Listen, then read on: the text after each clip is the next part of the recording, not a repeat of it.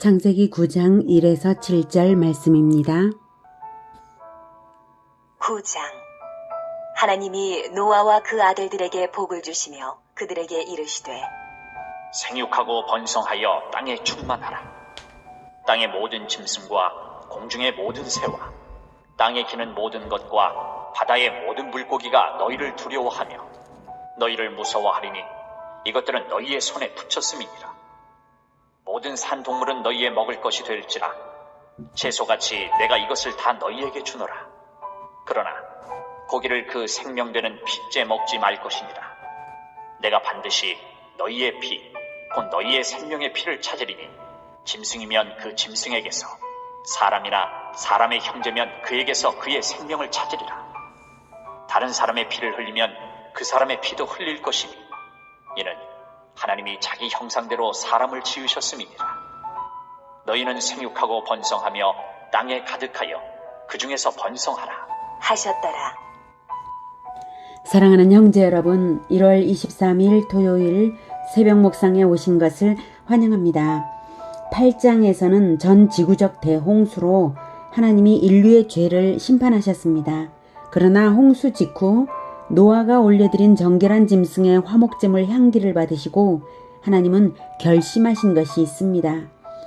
창세기 8장 21, 22절에 여호와께서 그 향기를 받으시고 그 중심에 이르시되 내가 다시는 사람으로 말미암아 땅을 저주하지 아니하리니 이는 사람의 마음이 계획하는 바가 어려서부터 악함이라. 내가 전에 행한 것 같이 모든 생물을 다시 멸하지 아니하리니. 네. 그리고 땅이 있을 동안에는 심음과 거둠과 추위와 더위와 여름과 겨울과 낮과 밤이 쉬지 아니하리라. 네. 땅이 있을 동안에는 다시는 사람의 죄로 말미암아 모든 생물을 멸하지 않겠다고 하시는데 땅이 있을 동안에는 말입니다. 이 땅은 언젠가는 종말에 있습니다. 종말 때까지는 심판이 유보되어 있다는 것입니다. 사실 노아의 홍수 이후에 최종적인 종말 그 사이에 노아의 홍수와도 같은 대홍수가 여러 번이 있을 만큼 인류는 범죄를 했죠. 그러나 모든 것을 유보하시고 최후 종말, 최후 심판, 그때까지 유보하신 것입니다. 정결한 제물의 향기를 받으신 것 때문에 전면적 심판을 유보하셨으므로 그 정결한 제물의 향기가 바로 그리스도의 보혈의 향기로 하나님께 받아들여진 것임을 알 수 있습니다. 노아는 정결한 짐승의 제물로 제사를 드렸지만 하나님은 보혈의 향기로, 그리스도의 보혈의 향기로 받으시는 것이죠. 전면적 심판을 유보할 만큼 향기로운 제물이란 바로 거룩하신 그리스도의 보혈밖에는 없습니다. 하나님은 이렇게 보혈의 향기를 받으시고 전면적 심판을 유보하셨으므로 인간에게 축복을 다시 허락하십니다. 그 축복은 창세기 1장에서 인간에게 부여하신 그것입니다. 생육, 번성, 충만, 다스림의 축복이죠. 하나님이 노아와 그 아들들에게 복을 주시며 그들에게 이르시되 생육하고 번성하여 땅에 충만하라.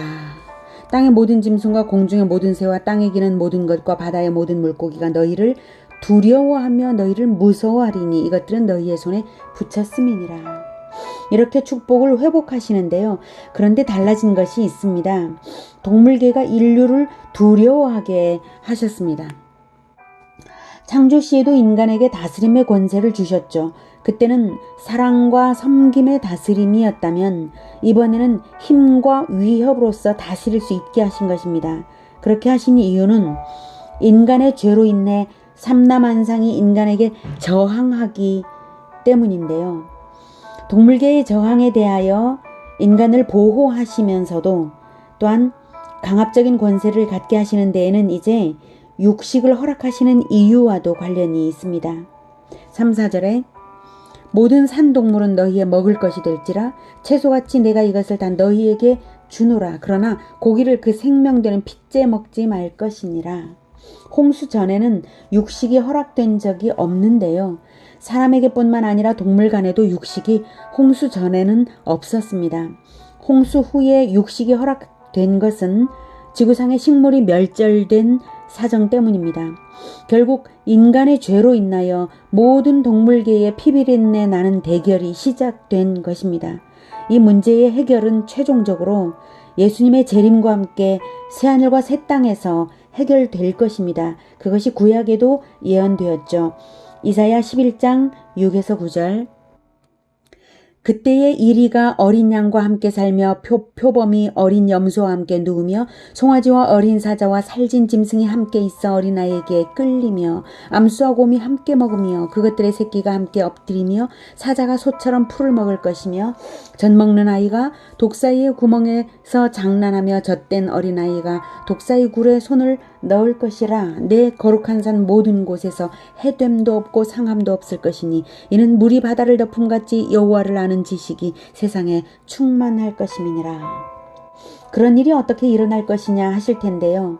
예수님의 부활로서 몸의 부활이 증명되었는데 부활체가 살아갈 새하늘과 새 땅 역시 부활체에 합당한 생태계일 것은 당연합니다. 죄가 영원히 해결되는 그때에는 죄로 인해 나타났던 모든 골절이 바로 되어서 평화의 질서가 영원히 잡힐 것입니다. 아무튼 이제 육식을 허락하는 터라 하나님은 생명의 존엄성을 각인시켜야 할 필요성이 있으셨습니다. 그래서 고기를 생명되는 핏째 먹지 말라고 하신 것입니다. 비록 육식을 하긴 하지만 살생에 대해 자기 생명으로 대가를 치러야 하는 문제를 생각하게 하신 것입니다. 짐승 죽이기를 함부로 하지 않는 자세에서 인간 생명도 존귀하게 여길 것이기 때문입니다. 또한 피는 곧 생명이다 라는 선언으로서 사람의 죄에 대해 정결한 자의 피로써 대가를 치르는 대속의 법을 세우고 계신 것입니다. 이어지는 5, 6절로 보아 알 수 있습니다. 내가 반드시 너희의 피 곧 너희의 생명의 피를 찾으리니 짐승이면 그 짐승에게서 사람이나 사람의 형제면 그에게서 그의 생명을 찾으리라. 다른 사람의 피를 흘리면 그 사람의 피도 흘릴 것이니 이는 하나님이 자기 형상대로 사람을 지으셨음이니라. 살인의 책임은 철저히 죽음으로 갚는 것입니다. 그래서 이 사상을 반영한 율법이 훗날 구체적으로 세워집니다. 출애굽기 21장 28에서 29절에는 소가 사람을 받아 죽이면 그 소를 돌로 쳐 죽이고 고기는 먹지 말라 하셨고요. 소가 본래 받는 버릇이 있는 줄을 알고도 소임자가 단속하지 않은 사건이면 소임자도 죽이라고 합니다. 이렇게 철저하게 죄의 대가를 지불하게 하는 법은 마침내 우리 죄를 대속하기 위하여 하나님의 아들의 생명을 내어주시는 말할 수 없는 은혜로 나타납니다. 수천 년 전부터 치밀하게 준비되어 온 대속의 법을 볼 때에 하나님의 은혜는 결코 다 이해할 수 없고 표현도 할 수 없는 은혜입니다. 사람은 하나님의 형상대로 지음받은 존귀한 존재이기 때문에 그러셨는데요. 그렇다면 하나님은 인간을 창조하실 때부터 이미 자기 아들의 생명을 걸고 창조하신 것입니다. 우리가 어떻게 이것을 감당할 수 있을까요? 다만 하나님의 아들 예수 그리스도를 생명을 걸고 따르는 것 외에는 더 없는 것 같습니다. 이어서 하나님은 창조적에 주신 복을 다시 선언하십니다. 7절 너희는 생육하고 번성하며 땅에 가득하여 그 중에서 번성하라 하셨더라. 땅에 가득하도록 우리의 번성을 원하시는 하나님의 마음에는 우리에 대한 무한한 사랑이 담겨 있습니다. 하나님의 형상으로 지음받은 우리, 이제 다시 예수 그리스도의 대속의 피로 값주어서 영생을 받은 우리들입니다. 그러니 하나님의 형상이신 예수 그리스도만을 따릅시다.